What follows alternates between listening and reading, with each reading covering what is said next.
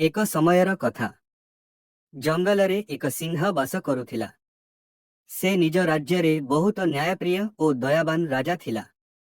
से केबे काहाकू अन्याय करू नथिला और जंतु मानकर कष्ट सुनिले सबुबेले सहायता करुथिला।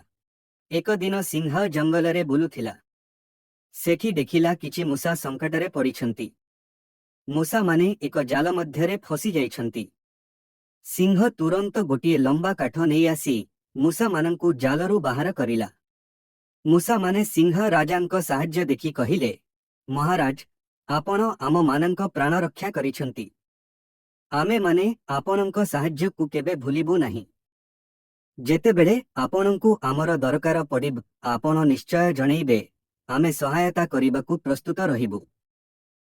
सिंह हसिकी कहिला, आरे तुमे तो बहुत छोटिया प्राणीटीए, तुमे कौन मोर साहाଯ୍य करिबो? ए कथा कही सिंह सेठारु चलीगला। किछि दिन परे सिंह एक शिकारीर एक बड़ जालरे पड़ीगला।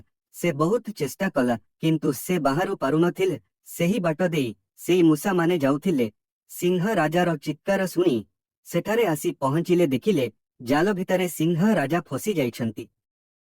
से तुरंत दौड़ीकू निज दांतरे काटिबाकू लागिले। शेषरे दौड़ीकू काटिकरी सिंह राजा को जाल भितरु उद्धार कले। सिंह मूसा मानंकु धन्यवाद देई कहिला, तुमर साहाଯ୍य और साहस आजी मोर प्राण रक्षा करिला। एही भिडियोरे एहा शिक्षा मिलिला, साहाଯ୍य और छोटो जिनिसर मूल्य को केबे अनदेखा करिबा उचित नुहे।